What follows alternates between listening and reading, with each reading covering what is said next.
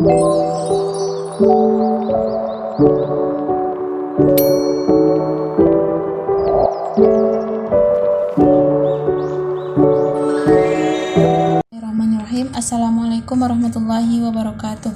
Sebelumnya perkenalkan, nama saya Ana Zikri dengan NIM 2214020095. Program Studi Pendidikan Bahasa Arab, Fakultas Tarbiyah dan Keguruan, Universitas Islam Negeri Imam Bonjol Padang.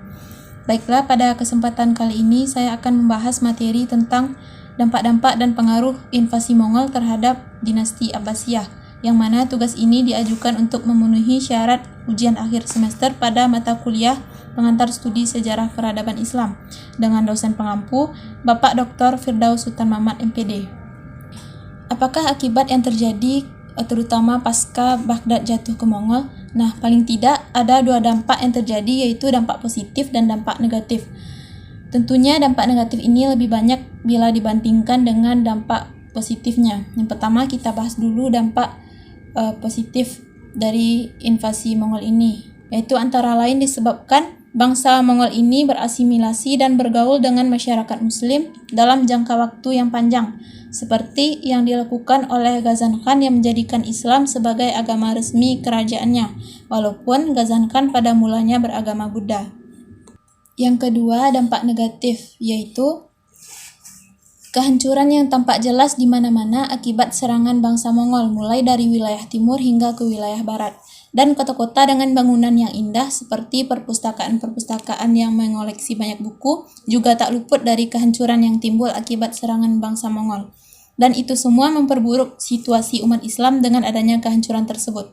Selanjutnya, banyaknya pembunuhan terhadap semua umat Muslim yang tidak berdosa, seperti yang dilakukan oleh Arghun Khan yang membunuh Tegunder karena masuk Islam.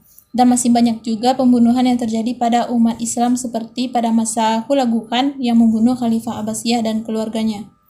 Adapun dampak lain yang timbul dari invasi Mongol ini, yaitu yang pertama dampak politik, yaitu munculnya bangsa Mongol sebagai kekuatan baru benar-benar menjadi ancaman serius bagi negeri-negeri Islam lainnya. Serangkaian penaklukan yang telah dimulai sejak masa Genghis Khan hingga cucunya Hulagu Khan telah menghancurkan alunan ritme kepemimpinan kerajaan-kerajaan Islam. Yang kedua, dampak sosial. Kedatangan bangsa Mongol ke Baghdad merupakan petaka besar dalam sejarah Islam. Pembantaian-pembantaian yang menjadi pemandangan yang amat memilukan. Hampir di setiap jalan-jalan kota dipenuhi dengan mayat. Bangsa Mongol berlarian mengejar penduduk kota berbekal pedang dan senjata pembunuh lainnya. Yang ketiga, dampak ekonomi. Baghdad merupakan salah satu pusat besar dari perdagangan di dunia. Serbuan Mongol membuat sektor pengiriman barang ke Baghdad menjadi lumpuh. Turunnya sumber penghasilan ikut pula membawa masyarakat dinasti Abbasiyah yang masih tersisa mengalami masa-masa ekonomi sulit, yang berarti hilangnya kesejahteraan sosial. Sekian yang dapat saya sampaikan. Syukran ala timahmikum. Assalamualaikum warahmatullahi wabarakatuh.